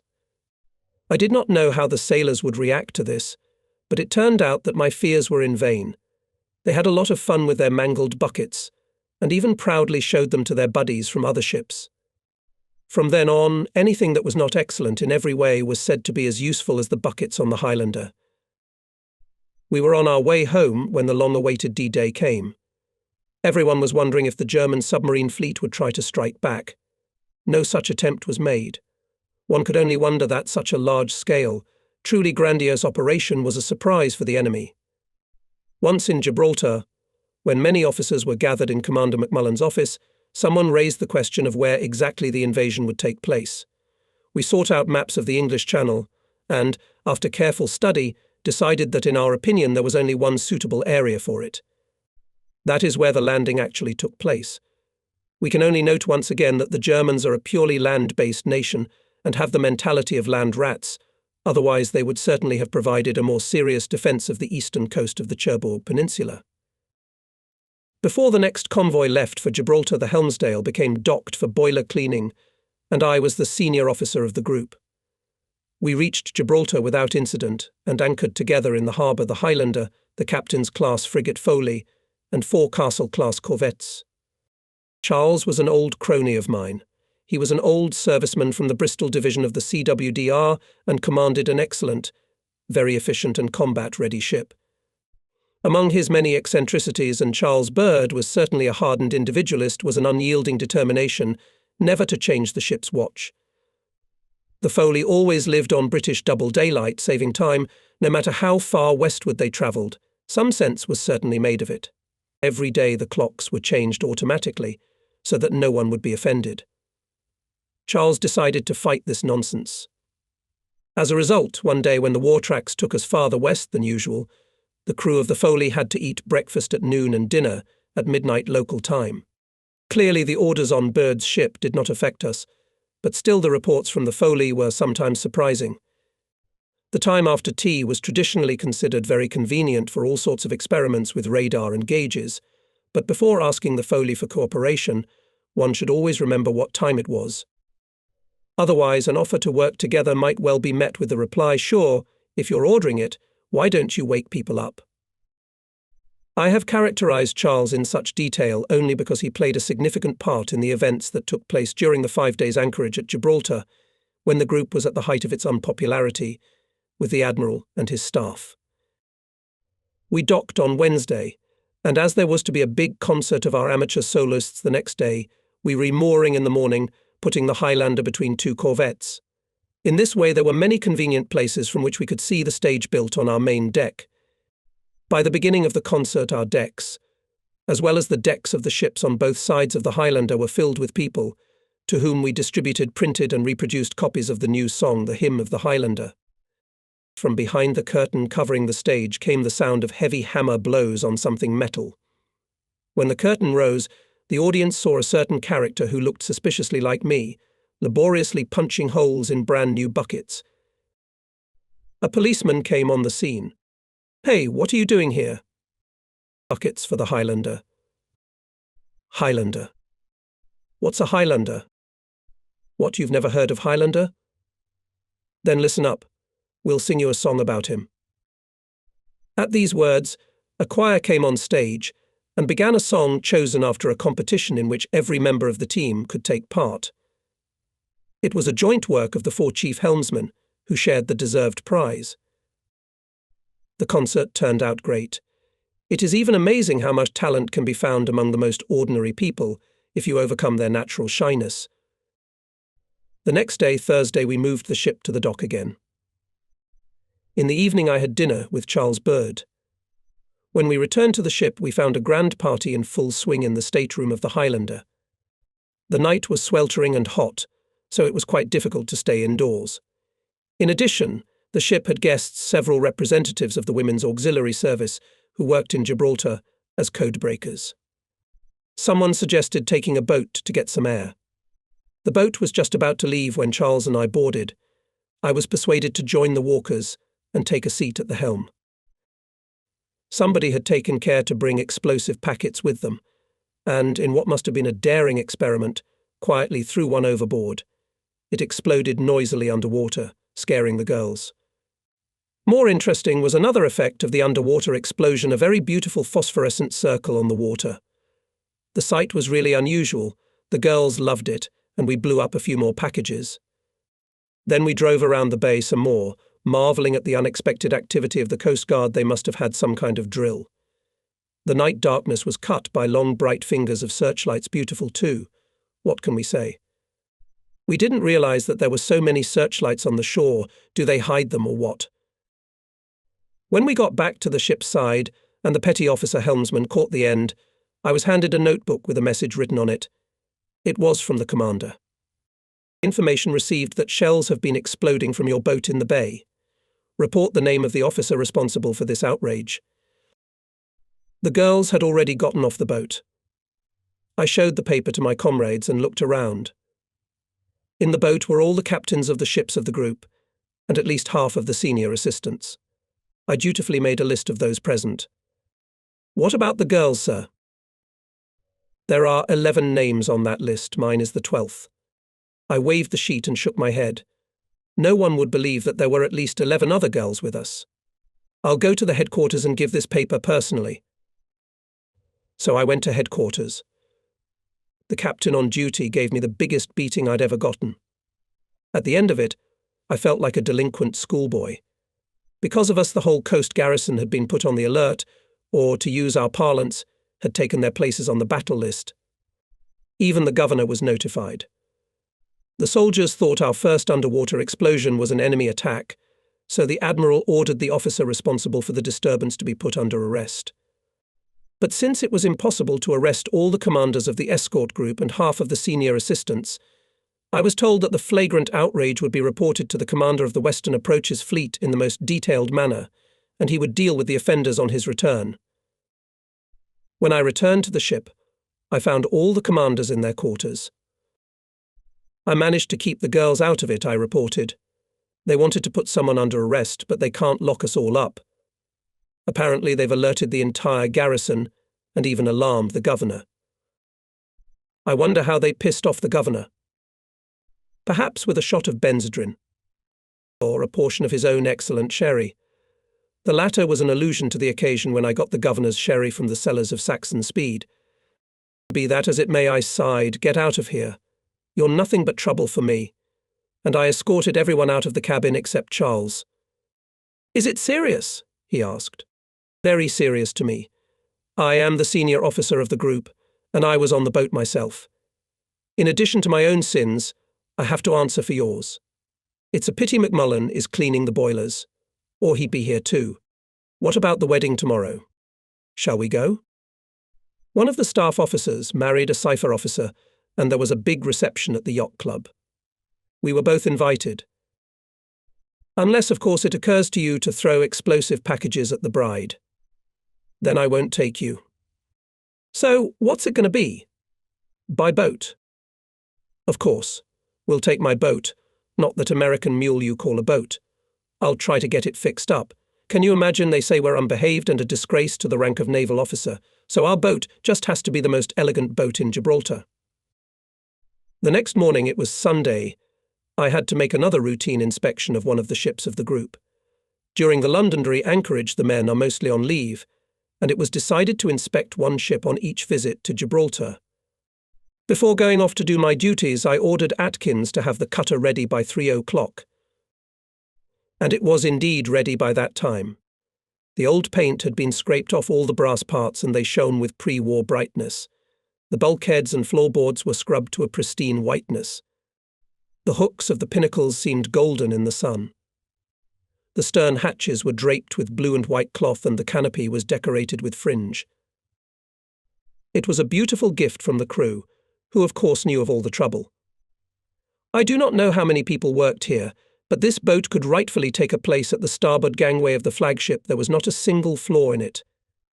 As I followed Charles down to the boat, I thought that it might all be over soon, and I had no desire to develop that unpleasant thought. A very familiar figure stood at the helm, and as I stepped on deck, the helmsman saluted.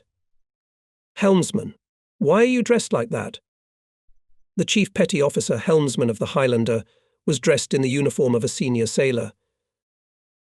You see, sir, I couldn't trust the helm to these young sailors. They don't know anything and they're bound to do something wrong. They're inexperienced. It'd be all right if it was a normal day, but we can't have any slip-ups today, can we, sir? That's very kind of you, helmsman.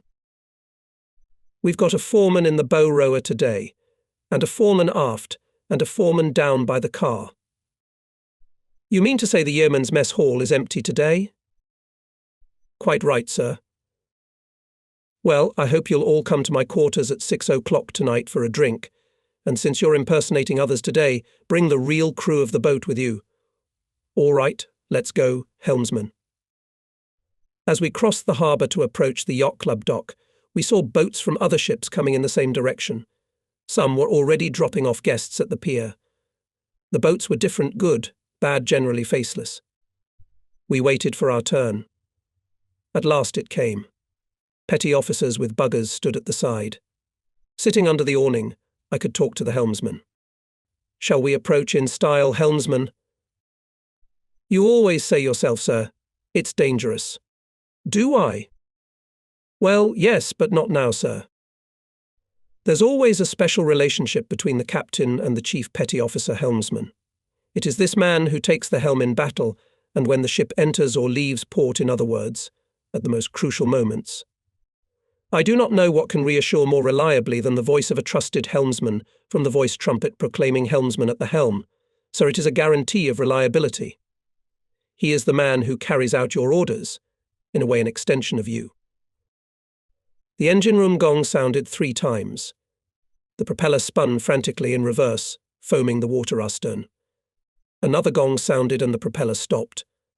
The boat swayed slightly, pushed by the current.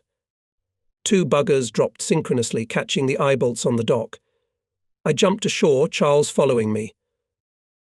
Thanks, helmsman, nice work. Hang on a bit.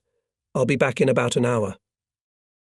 There were many eyes watching our arrival. It was not unnoticed how dashingly the boat worked backwards and moved away from the dock. Commander G.O. Simons, formerly anti-submarine officer to Howard Johnston on the Malcolm, was already hurrying towards us. It was worthy of a B-12 native, but for God's sake, be careful. The staffers want to shoot you, but they don't know how to do it. They decided to trust Max Horton with the job. They'd give the rifle to him. There was only one Sunday left before leaving Gibraltar, and I thought all the trouble was over. In the morning, after the usual formation, I returned to the ship, leaving the chief mate to prepare the men for the march to church. In the square in front of the cathedral, they were to march in formation in front of the admiral, who, with the captain and staff officers, took the parade. Captains from other ships were also required to attend, and the captains of the ships in our group were going to cross the harbour in the cutter Gauze to avoid a rather long and tedious walk along the shore. Suddenly I heard Atkins run down the gangway and rush to his cabin. I hurried after him. What happened? Number 1. Tripped, damn it, and landed right in a puddle of oil. I'll have to change my shorts, socks and shoes, sir. All right, I'll send the men out, catch up with you later. I went down to the dock again and ordered the group of sailors closest to the road, left march on they withdrew. As I returned to the side of the ship, I saw Atkins coming down the gangway. He looked around worriedly and exclaimed, "Sir, you've sent the wrong men.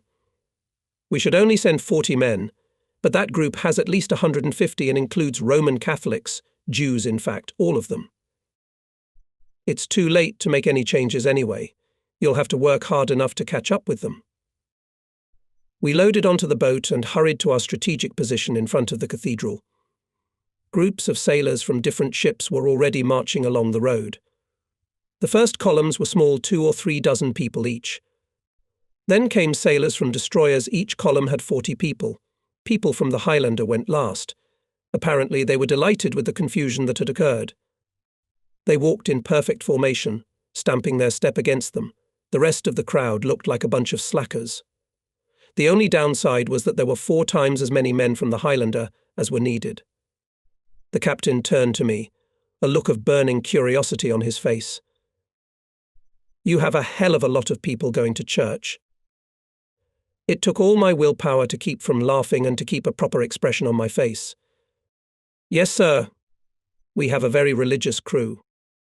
As the captain of one of the corvettes later remarked, the captain looked as if he had survived an underwater explosion.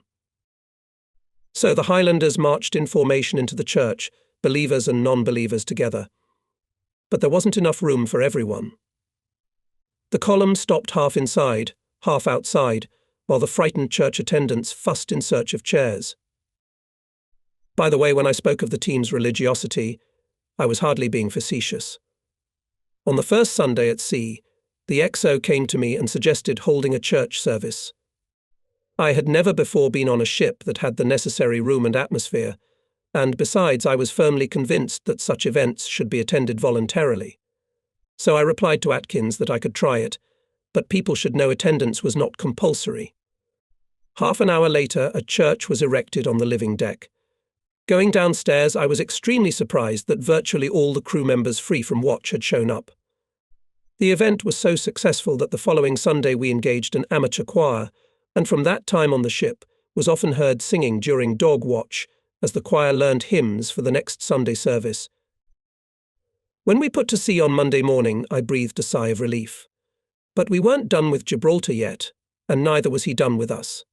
We had not spent an hour at sea when the gyrocompass failed, and we had to return to port for repairs.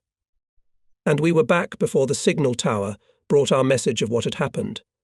Without waiting for permission to moor, we approached the pier, and so quickly that people were pouring out of the captain's office to avoid missing the wreck.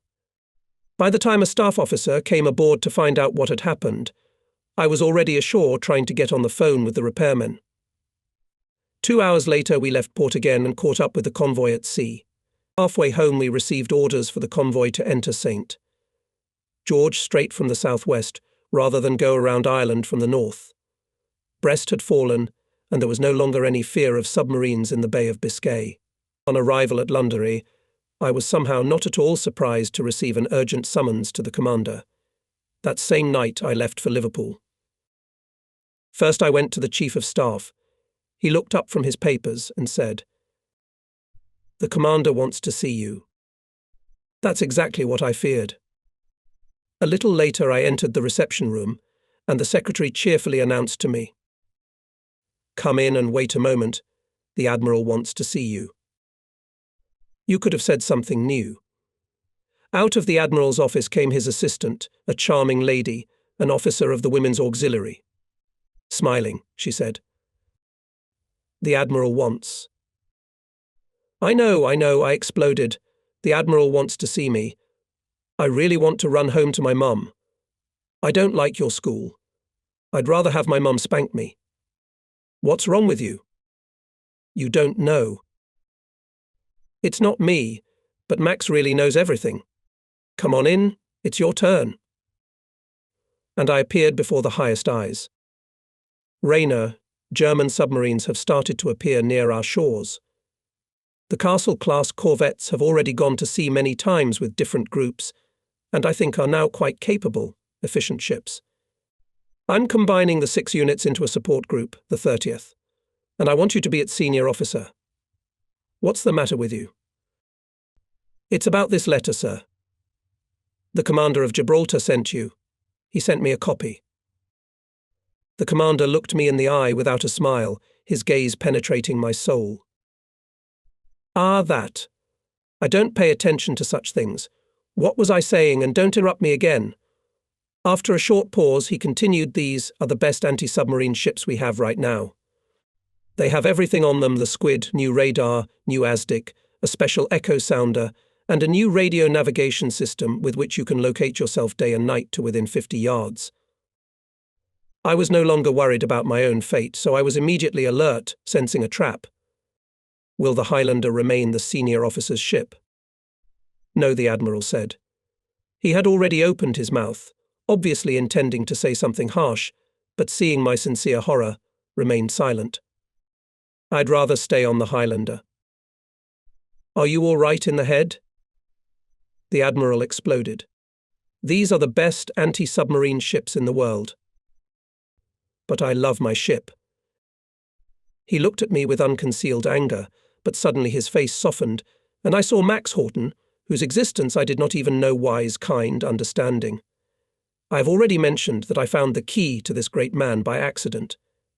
He lived for what he gave life to himself.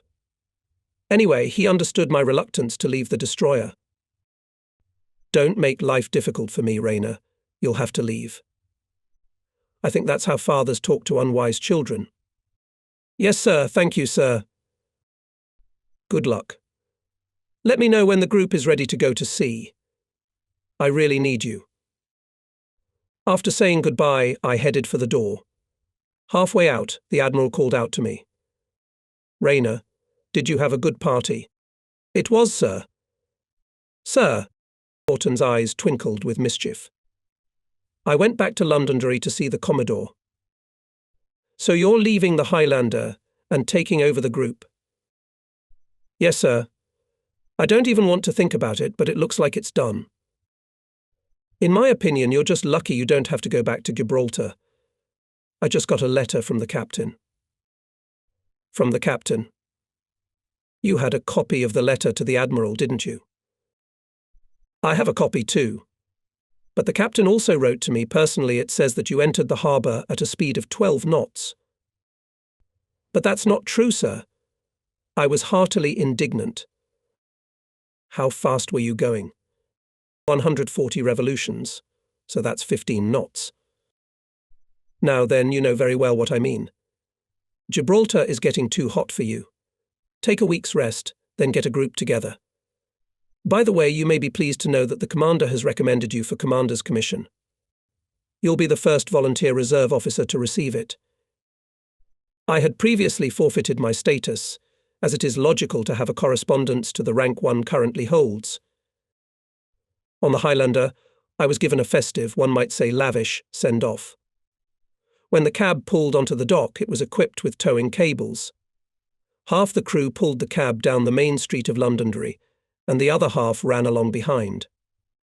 This moment could have been called the happiest of my life, had it not been the saddest.